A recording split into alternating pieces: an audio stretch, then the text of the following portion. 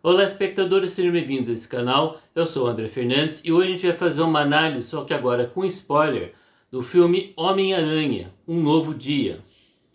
Primeira coisa que precisa ser dito é que aqui finalmente nós temos o Aranha raiz, o Aranha tradicional, que ao invés daquele Aranha que está presente nos 3 primeiros filmes, que era literalmente patrocinado pelas indústrias Stark, aqui nós temos o Aranha com problema de dinheiro, problema de relacionamento, tá certo? Inclusive até com problemas emocionais. Ou seja, é um Homem-Aranha que literalmente tem problemas no seu dia a dia. Que é o, digamos assim, o tradicional do gibi. Porque o que acontece? Lembra no último filme, quando a população, de um modo geral, perdeu toda e qualquer lembrança com relação ao Peter? Então, isso também se refletiu nas indústrias Stark. Então, toda a menção, todas as informações que se tinha com relação ao Peter, com certeza, até as pessoas, inclusive, que conheciam o Peter Parker, também acabaram se esquecendo. Então, como uma das consequências, além de ele ter perdido todo o núcleo de amizades que ele tinha, eu acredito também, inclusive, que, digamos assim, a própria interação dele com as indústrias Stark também tenha acabado. E eu vou ser sincero para vocês. De acordo com o que eu estou olhando aqui na olhando aqui na plataforma, vários vídeos, muita gente está preferindo esse Homem-Aranha, tá? Mas eu preciso ser sincero para vocês. Esses 3 primeiros filmes, onde o Homem-Aranha ele está com uma vida fácil, tá? Em que ele literalmente ele tem o dinheiro, o patrimônio, tá? Do Tony Stark a favor dele, assim como ajuda. Eu vou ser sincero, eu não vejo problema nenhum, muito pelo contrário. Eu encaro até como, digamos assim, como um marco, um toque de originalidade a esse universo da Marvel. Beleza? Mas eu preciso dizer que a galera, de um modo geral, realmente curtiu esse Homem-Aranha raiz, tá certo?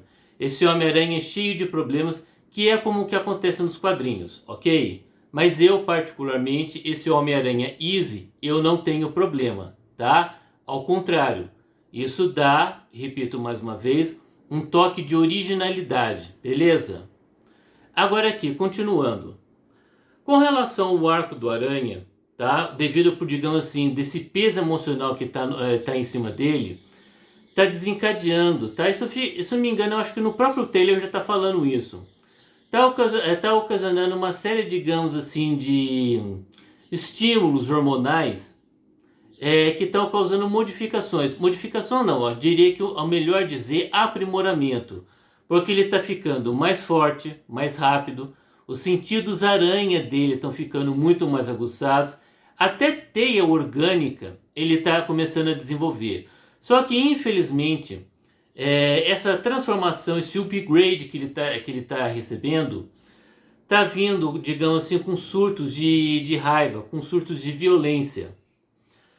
E daí ele chega da seguinte forma: ele entende uma coisa. Não dá para eu continuar sendo o Homem-Aranha com esses surtos.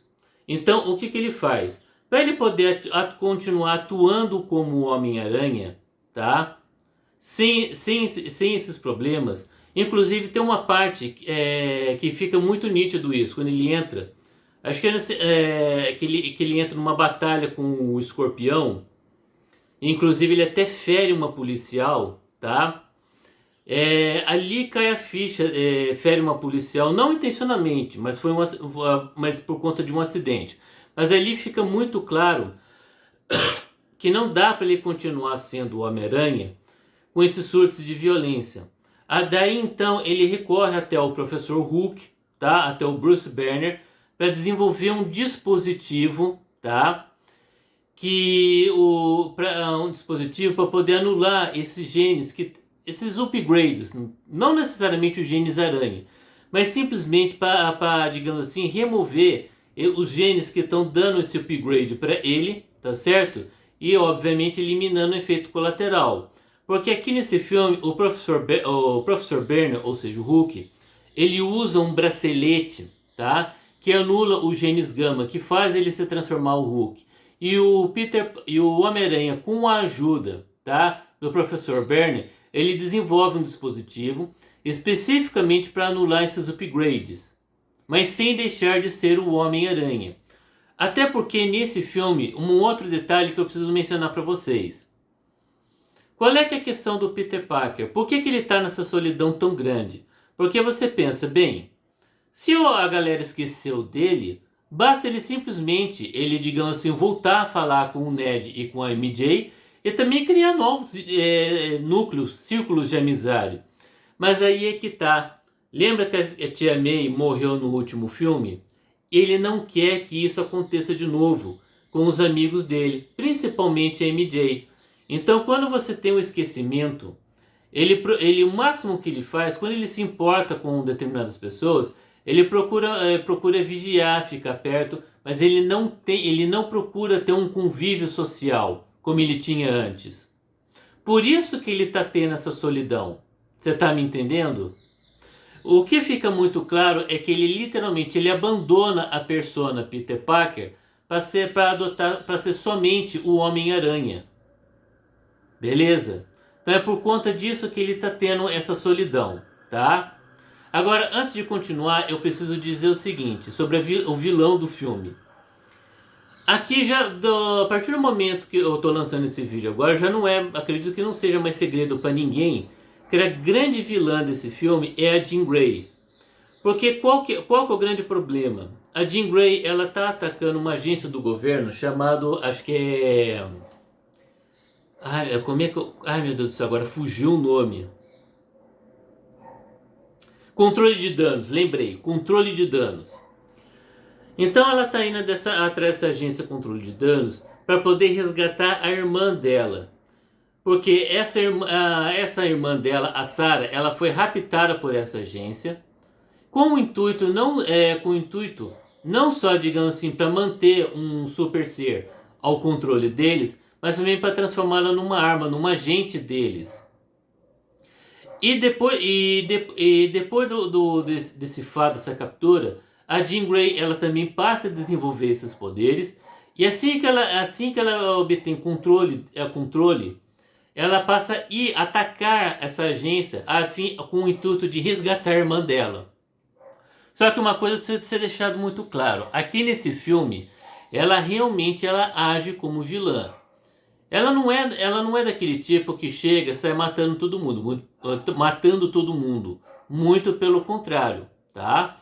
Ela simplesmente vai, realiza ataques, realiza os seus determinados objetivos, mas é tipo assim, se precisar matar alguém, ela não esquenta a cabeça. E isso fica muito claro por causa do seguinte, quando ela entra num primeiro combate com o Peter, ela entra no corpo dele, lembra quando a gente via no trailer, uma entidade passando de um corpo para outro? Então, é ela. E no primeiro confronto que ela tem com o Aranha, ela entra no corpo do Peter, tá? Mas ela não consegue dominá-lo. Ela simplesmente pega e volta para o corpo que ela estava antes. Mas ela fica tempo suficiente para saber a identidade dele, tá certo? Que o Homem-Aranha é o Peter Parker, e saber quais são as pessoas importantes para ele, principalmente a MJ, que é o grande amor dele. E quando tem um segundo confronto, que é quando ele luta contra o Escorpião, e que inclusive tem aquele lance dele ter o surto de violência e resolve ir atrás do Professor Banner, nesse momento fica muito claro para ela que ela vai ter que fazer o seguinte, olha, ou eu tiro o Aranha da jogada, ou ele vai dar problema para mim. Até porque também quando tem o primeiro confronto, fica bem estabelecido que o Aranha ele pode seguir ela, porque com os sentidos aranha dele, tá, que são muito mais evoluídos que um ser humano normal, ele consegue sentir em que corpo que ela está. Vocês estão me entendendo qual é o grande problema? Por isso que num determinado momento, tá, a Jean Grey ela possui a MJ, e começa a chantagear o Aranha. Inclusive no corpo da MJ, ela se joga do prédio justamente para deixar o Aranha, o Peter, né, apavorado e deixar do tipo, cara, sai do meu pé, senão eu vou machucar ela. Daí quando o Homem-Aranha consegue tirar a Jean Grey do corpo da MJ, ele leva ela para o esconderijo do Frank Castle. E diga-se de passagem, quando você tem interação com o Frank Castle, é um detalhe que eu preciso mencionar, tá? fica muito claro que você tem uma amizade entre os dois, beleza?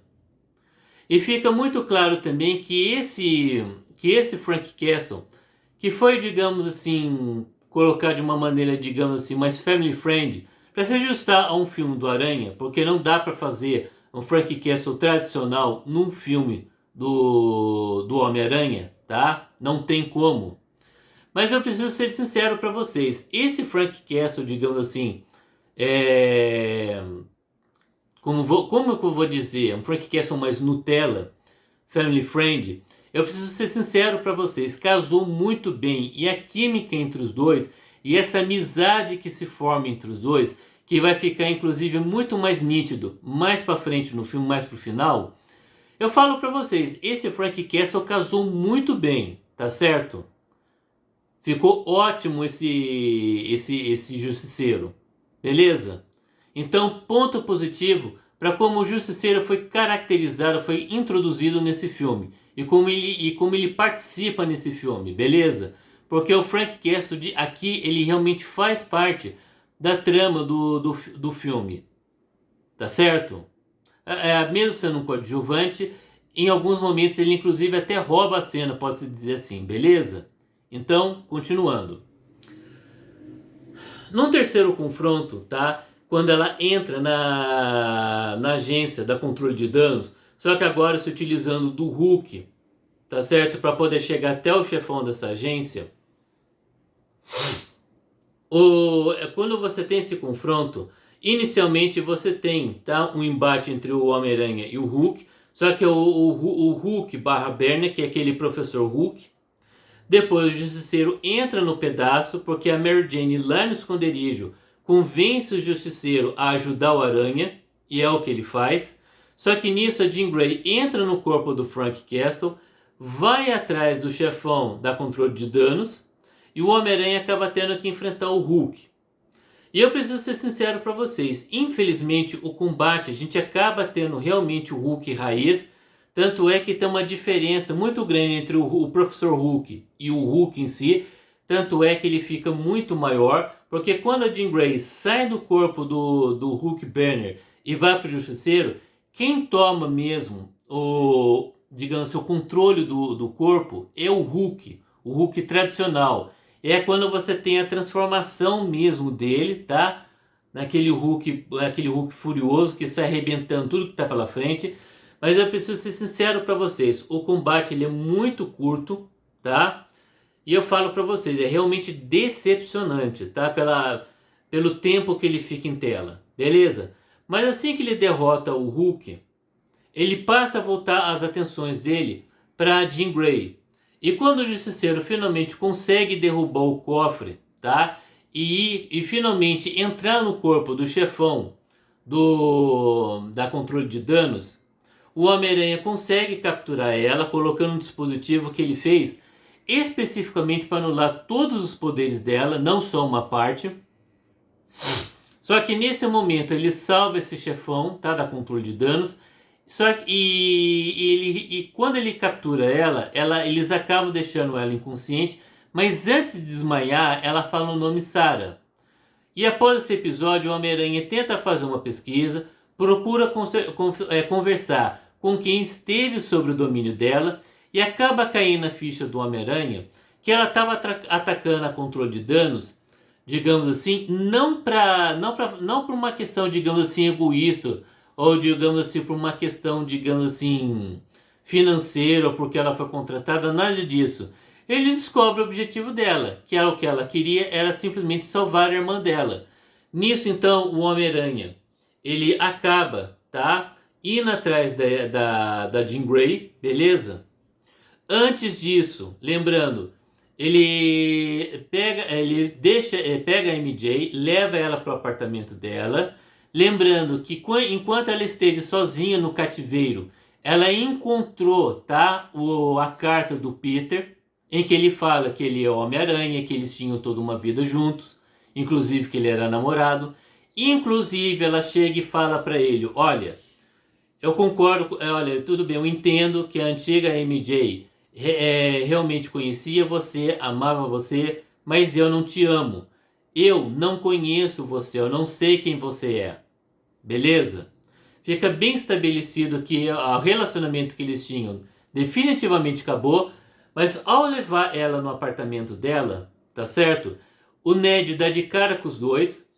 Daí o Homem-Aranha fica um pouco no apartamento, se não me engano, acho que, digamos assim, com o próprio, digamos assim, com a própria ideia dela, tá? O Homem-Aranha passa um tempo no apartamento, ele se dá muito bem com o Ned, ou seja, mesmo eles não tendo mais, o Ned não tendo nenhuma lembrança do Homem-Aranha e do Peter Parker, que era o amigão dele, mas a todos os elementos que fez os dois terem amizade, que eles tinham antes, tá ali. E isso fica muito bem, porque não só o Ned ele é fã do Homem-Aranha, tá? Mas como também ele, digamos assim, acabou inclusive desenvolvendo um rastreador aranha, tá? Que eu vou comentar mais lá para frente. Então, dado toda essa interação, tá? Mostrando que o Ned é fã do Homem-Aranha, tá? Em que todos os elementos, tá? Para aquela amizade ainda estavam presentes. Quando o Homem-Aranha vai embora, a MJ se despede dele falando Peter. Daí, obviamente, cai a ficha do Ned que o nome mesmo, tá? Civil do Homem-Aranha é Peter, tá? Guardem isso. Assim que ele sai do apartamento da MJ, ele vai atrás da Jean Grey, tá? Ele comenta isso com o Justiceiro, que pensa, olha, infelizmente eu vou estar indo junto porque essa menina é um perigo. E provavelmente o Frank Castle estava indo com a intenção de eliminar ela.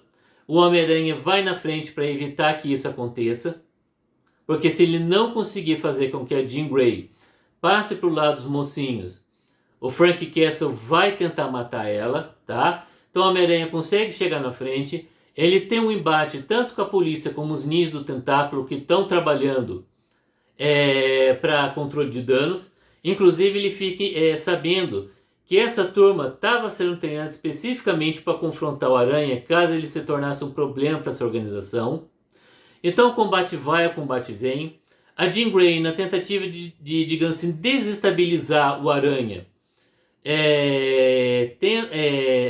tenta falar para eles, olha, tá vendo como as pessoas te veem como ameaça? Não dá para você ser só, não dá para você, tá vendo como eles não querem o Aranha? Não tem espaço para você nem como Aranha e nem como Peter. Até que, em determinado momento, o Homem-Aranha chega e entende uma coisa, que não dá para ele ser só o Peter ou ser só o Homem-Aranha. Ele precisa ser os dois. Nesse momento, ele arranca o dispositivo, ele abraça todas as melhorias que ele estava recebendo, só que agora sem ter o surto de violência, beleza? Porque o grande peso que ele tinha nas costas de ter que ser só o Homem-Aranha acaba saindo da mente dele. Ele derrota essa equipe que estava enfrentando ele, tanto a segurança da organização como os ninjas do tentáculo.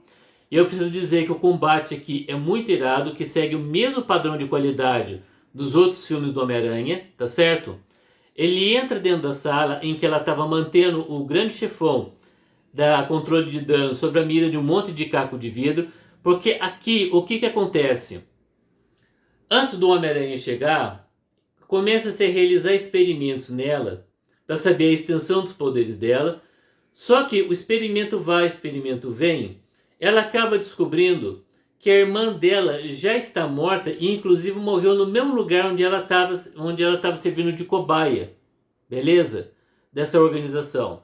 Nisso ela tem uma adrenalina, um baque emocional muito grande, e ela, da mesma forma como a Homem-Aranha, esse baque emocional destrava o poder dela no nível máximo. Nisso ela cria todo um campo, digamos assim, de quilômetros, em que toda pessoa dentro desse campo acaba ficando sob o domínio dela, beleza? Daí nisso, o que acontece? O Homem-Aranha consegue entrar, mas o Frank Castle, assim que essa barreira surge, ele fica a poucos metros, mas ele entende que aquele fenômeno que ele está presenciando, de todo mundo paralisado, ondas de energia assim no ar, ele entende que só pode ser uma pessoa, Jean Grey. O que ele faz? Ele vai até um prédio, tira uma arma de sniper e já se prepara para atirar na Jean Grey, pegando justamente o prédio, tá? O quartel-general da controle de danos. E ele se prepara para esse fim. Quando o Homem-Aranha entra, tá? Fica frente a frente agora com essa nova Jean Grey, que está poderosa o suficiente para dominar a mente dele. O que ela faz? Ela larga, tá? Ela deixa esse chefão da controle de danos de lado, momentaneamente, e invade a mente do Peter. Nisso ela tem uma interação com uma lembrança do Peter Parker com a Tia May, em que Tia May chega, ao descobrir que ele é o Homem-Aranha, ela chega e diz, olha, você sabe os poderes que você tem, o impacto que você vai ter na vida das pessoas, como você vai afetar a população nova-iorquina. Ou seja, a Tia May faz todo o discurso da importância, de toda a responsabilidade que ele tem agora nas costas. E graças a essa mensagem da Tia May, a Jean Grey entende também que ela está no mesmo barco, que agora com grandes poderes vem grande responsabilidade. E dependendo do que ela fizer, ela pode causar um estrago muito grande. Ela pode causar um sofrimento muito grande para as pessoas. Então ela entende o conceito de heroísmo do Peter. Graças a isso, ela acaba abandonando a vingança com relação a esse chefão da controle de danos. Só que infelizmente não dá tempo, o Justiceiro dá um tiro, tá? Com essa arma, beleza? O Peter Parker acaba sendo atingido, tá? Ele acaba ficando entre a vida e a morte. O Justiceiro entra em pânico, é lógico. O amigo dele, ele literalmente acaba atirando no amigo dele. A Jean Grey acaba acionando os poderes dele para manter os sinais vitais do Homem-Aranha funcionando. Até que em um determinado momento ele acorda no hospital. O Justiceiro, né? Quando o Peter acorda, ele vê que o Justiceiro estava ali do lado dele. Até foi inclusive o Justiceiro que levou até ele ao hospital. Ele acaba também descobrindo que o ferimento dele, o fato dele estar internado em coma. Ei, helicóptero chato, não me liga não, viu gente? Às vezes acontece mesmo, tá? Fazer o quê? Mas vamos lá, continuando. O Peter acaba descobrindo também que o fato de ele estar em coma no hospital causou uma comoção muito grande na população, tá certo? E com isso, o Justiceiro, assim que o Peter acorda, o Justiceiro pega e fala para ele, olha, se você quiser, tá? Eu tenho um plano, tá? Eu coloco aqui uma máscara e uma luva aqui, eu distraio a população e você sai pela porta da frente. E é isso que acontece, ele sai pela porta da frente, ele vê, assim, com os próprios olhos dele de perto, o carinho da população com ele, tá? E ele simplesmente vai embora enquanto o Justiceiro distrai a galera, que a galera toda emocionada, tirando foto, contente por causa do Peter Parker finalmente ter saído do coma, beleza? Nisso, ele tá voltando para casa, ele recebe uma ligação de uma comissária de polícia, que é uma aliada dele, tá certo? E é mais uma aliada, tá? Como se fosse uma espécie de comissário Gordon. Mesma coisa.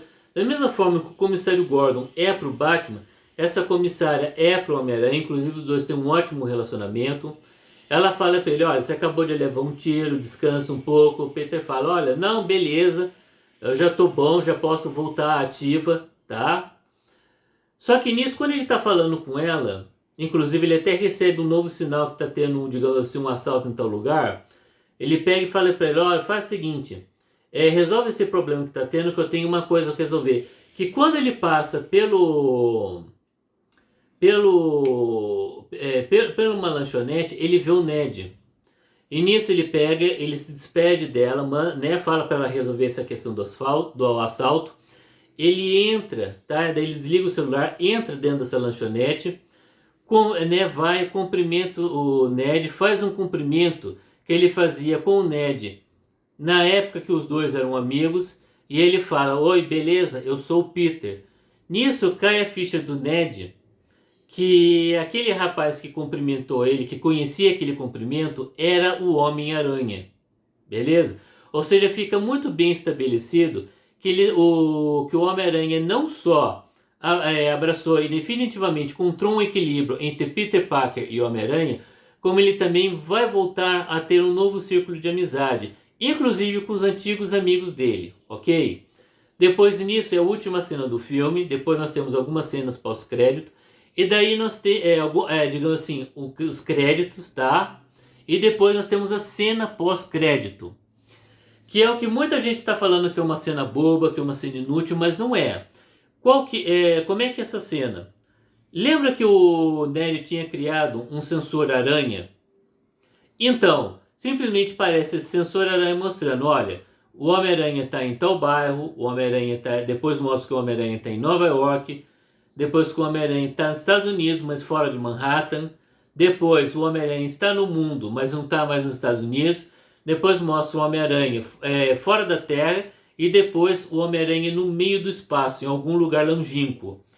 Essa cena, tá, que foi feita com o rastreador aranha do Ned, é simplesmente mostrando o futuro do MCU, que são as guerras secretas. Então, gente, essa cena ela pode parecer bobinha, mas não é. Ela é muito importante. Ela é, inclusive, digamos assim, uma espécie de spoiler do futuro do universo do MCU, beleza? Então, terminado contando aqui o roteiro básico do filme, vamos lá fazer alguma análise. Primeiro, com relação à fotografia do filme, eu preciso dizer que principalmente com o arco dramático do Homem-Aranha, que é todo aquele tom melancólico, a fotografia ela é perfeita, porque aqui ela é acinzentada, nublada, ou seja, então ela casa muito bem com o estado de espírito do Homem-Aranha.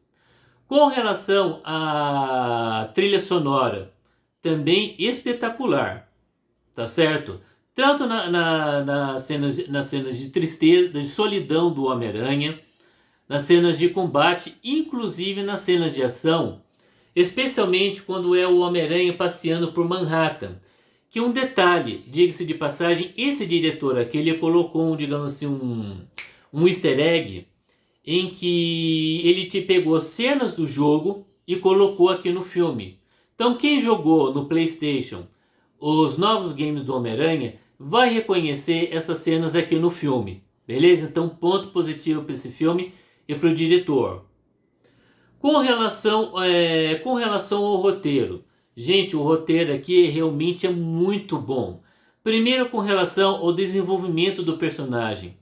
Porque cada filme do Homem-Aranha você mostra todo digamos assim, um processo de aprendizado, de desenvolvimento do Homem-Aranha.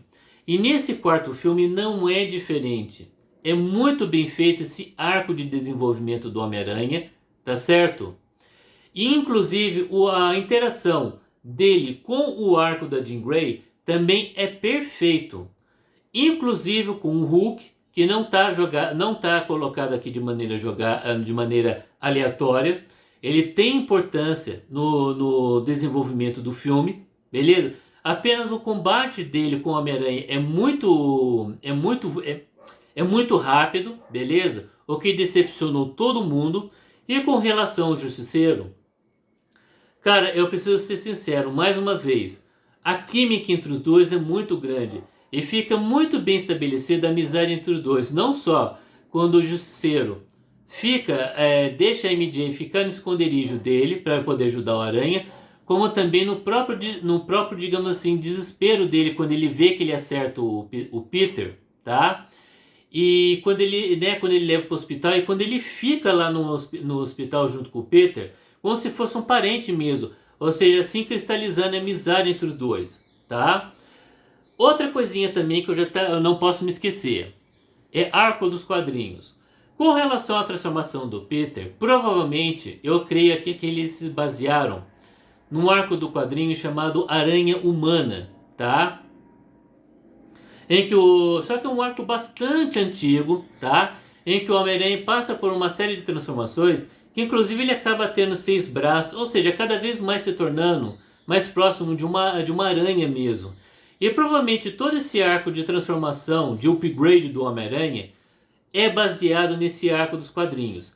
E depois nós temos um outro arco, que agora é originário do universo Ultimate, em que no universo Ultimate, no arco de morte do Homem-Aranha, que lá ele morre, né?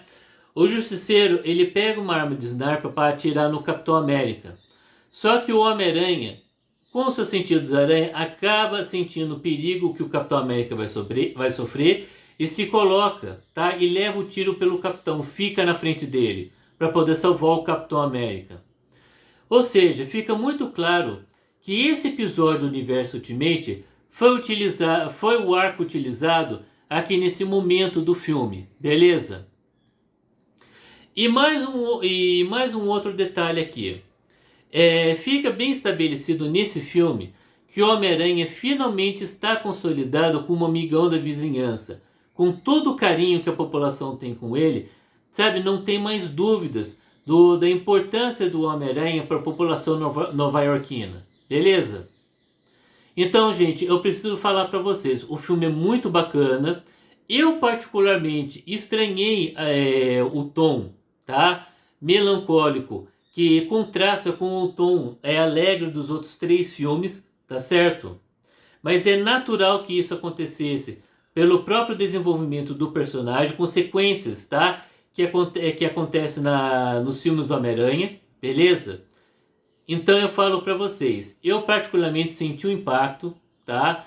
Por isso que eu falo, por uma questão de gosto pessoal, que se você não quiser ir no cinema, não há necessidade de ver esse filme na telona. Mas se você quiser uma diversão garantida, pode ir nos cinemas que vocês não vão se arrepender, beleza? Mas isso é um gosto pessoal, porque tecnicamente, tá? O filme, tá? Ele é muito bom, ou seja, ele é um filmaço, tá certo? Beleza? Então, gente, eu vou finalizando por aqui, tá? Se você tiver dinheiro, vá nos cinemas, tá certo? Porque o roteiro, ele é muito bom, tá certo? É um filme impecável no ponto de vista técnico.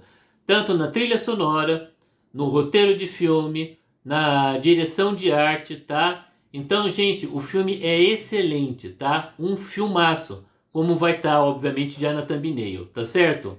Então, gente, eu vou ficando por aqui, tá? Se você ficou até o final, eu vou pedir para que você se inscreva e deixe o seu like no vídeo, porque isso vai ajudar a fazer não só com que o canal cresça, mas também com que esse conteúdo seja divulgado mais facilmente aqui pela plataforma, beleza? Então, gente, um abraço a todos, tá? Eu já vou indo nessa.